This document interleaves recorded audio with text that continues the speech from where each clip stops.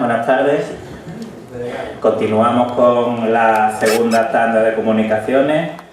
En primer lugar va a hablar Baltasar Miguel Gómez Nadal y nos va a hablar sobre las líneas del istmo frente a Gibraltar en el siglo XVIII. Tenemos, como sabéis, 15 minutos cada comunicación. Cuando quieras. Bueno, lo primero, agradecer vuestra asistencia y me vaya a permitir que, de una manera un poquito especial, he visto cuando he entrado pues, caras conocidas y amigas de lo que se acaba de fundar hace muy poquito del Ateneo de la Bahía. Así que muchas felicidades por la iniciativa. Yo lo que voy a hacer, voy a presentar una serie de ideas, proyectos, algunos se llegaron a hacer, otros se quedaron simplemente en el papel. Ideas que iban destinadas a cortar el paso con Gibraltar en el istmo que hoy ocupa la línea de la Concepción. La mayoría de ellos son proyectos que tienen un carácter global muy intenso, muy importante, ¿vale? Pero solamente nos vamos a fijar en los arenales. Para ello nos remontamos al final de año de 1714, cuando Lorenzo Hurtado, que era un espía, viene al comandante general del campo y le transmite una información que es muy inquietante. Y es que va a llegar un cargamento de madera que está destinado, ¿se escucha? Sí.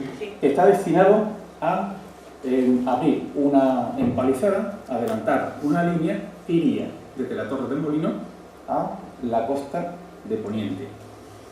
Eso pues crea bastante inquietud, sobre todo cuando, además de eso, se conoce que van a llegar 8 regimientos.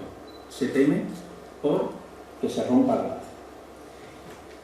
En segundo lugar, nos vamos a unos meses posterior, 1715, primeros de marzo, en el que el Marqués del Mar hace pues una consideración muy interesante que, en vista de lo que parece que podría ocurrir, establecer ahí pues un gran fuerte con 4 baluartes y una gran capacidad para acoger a soldados entre 400 y 500 de infantería y unos 1000 caballos. A mí me parecen muchos caballos, pero así lo determina él.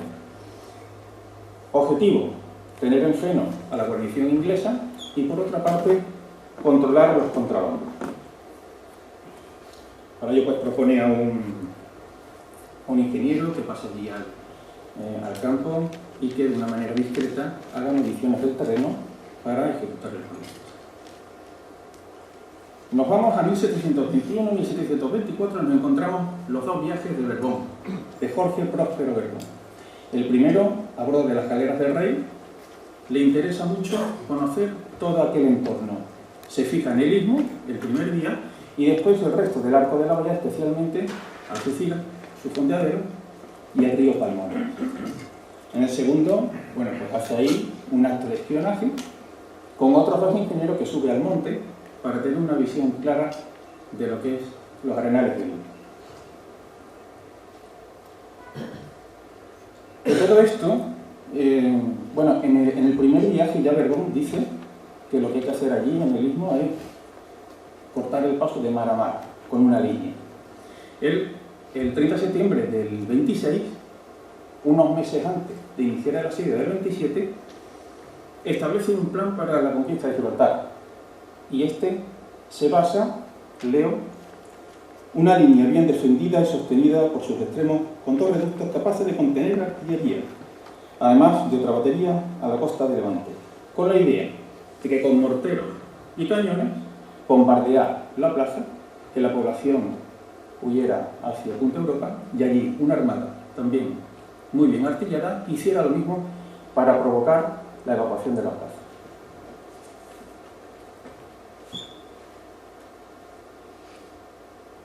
Una vez concluido el asedio del 27, se terminó en junio, creo que fue el 24 de junio, ahí se inicia un proceso de allanamiento del terreno muy interesante. El 9 de julio, Jorge Próspero Borbón, tiene 2 ideas para ejecutar este allanamiento, en los cuales pues, tienen sus diferencias. Uno está destinado más a combatir el contrabando y otro está más destinado a pues, lo que es el enfrentamiento militar. De ahí concluye al mes siguiente una sola idea. Hace una fusión de estos proyectos.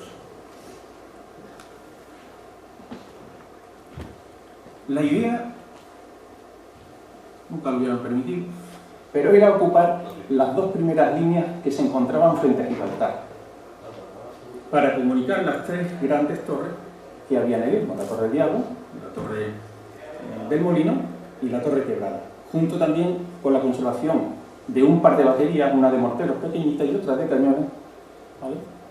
Pero eso, bueno, segurísimo que nunca se hubiera hecho, no lo hubieran permitido, podríamos decir, los enemigos.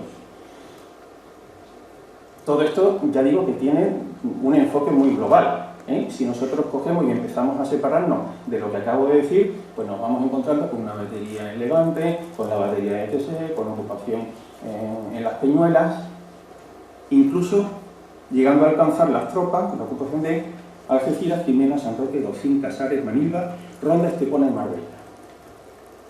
Después nos encontramos con un proyecto muy interesante. El conde de Montemar, comandante general del campo, se le transmite que lo que se tiene que hacer desde la corte, se le transmite que lo que se tiene que hacer allí es cortar el paso del Istmo. Entonces se le comunica a un gran ingeniero español, Antonio Montevideo. ¿Y él qué propuesta hace? Una empalizada.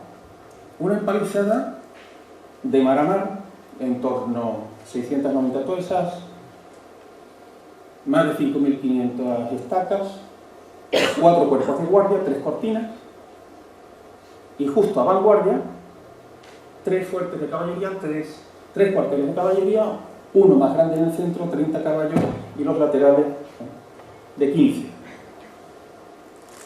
¿Qué ocurre? También la reparación de las Torres del Diablo y del Molino. ¿Qué es lo que ocurre? Pues que como estamos en proceso de negociación del allanamiento,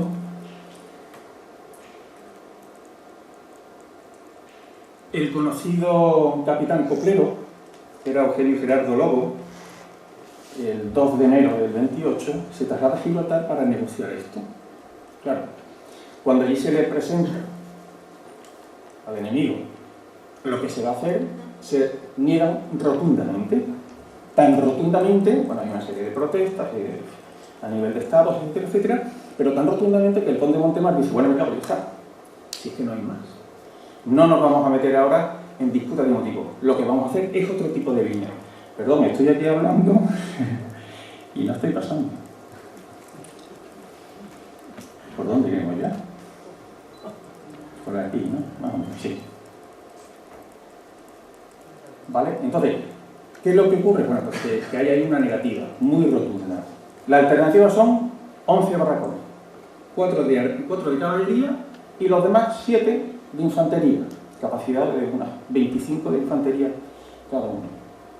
Muy orientado a combatir el contrabando. Tanto así que en cada una de esas chozas había 2 tablillas. Una era con las órdenes específicas de ese puesto y otra, un bando del conde de Montemar, bueno, pues con las condiciones que tienen que ejecutar para luchar contra el contrabando.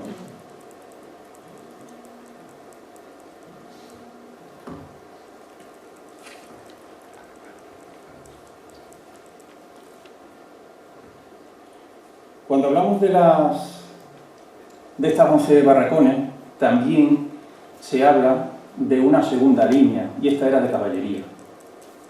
Eran 2 de extremo, una era en Buenavista, la del otro extremo era de la playa de Patrón Benito, que es esa playa que está entre Guadarranque y Puente, y una central que sería la de Lubigny. Después llegamos a la línea de contravolación, y yo aquí, es verdad que esto es un tema pues muy extenso, que tiene mucho recoveco, esto necesita de una investigación bastante exhaustiva en la que estoy, y simplemente yo lo que quisiera es dar 2 detalles que me parecen importantes de la línea de contravolación. Una es hablar de un ingeniero. El ingeniero, que entiendo y lo voy a argumentar, que es el más relevante en esta obra, que es Isidro Próspero Berbón, hijo de Jorge Próspero Berbón. Él tiene una orden, real orden, del 2 de noviembre para ejecutar esta obra. Previamente, en octubre, el rey se lo encarga a su padre, el día 8 de octubre. Y Berbón, padre, declina esa invitación a trabajar en este proyecto, el día 16, y lo hace excusándose en su salud. Y le dice, mira, esto más vale que lo haga un ingeniero que haga un proyecto sobre el terreno. Yo ya estoy para esto. Yo no sé si le estaba dando paso al hijo. Pero eso es lo que ocurre.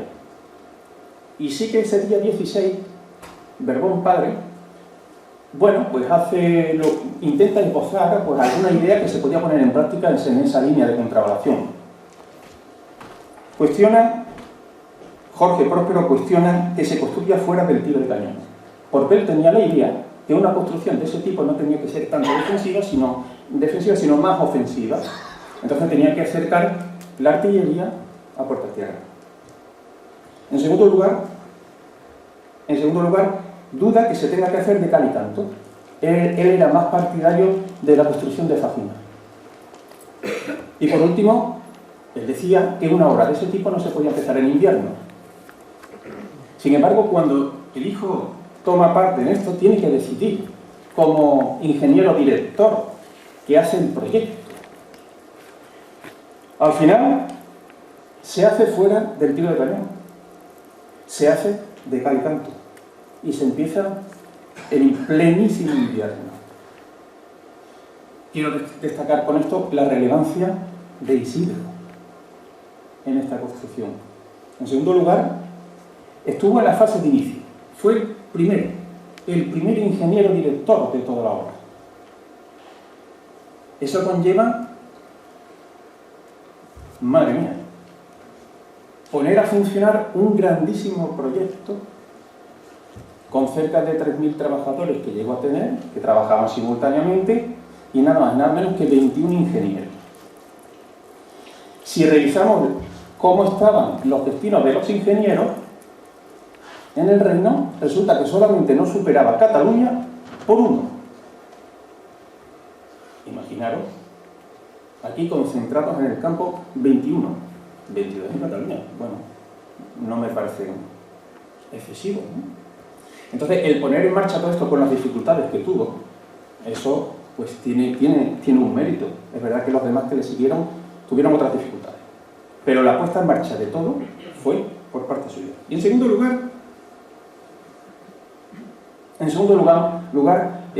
quisiera hacer... Bueno, quiero dar un detalle sobre la finalización de la obra. Siempre, yo creo que la mayoría hemos entendido que era 1735, quizá 36.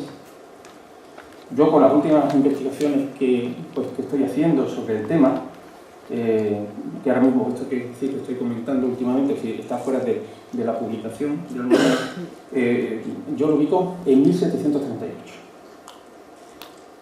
Y no he tenido un lapsus, lo voy a argumentar.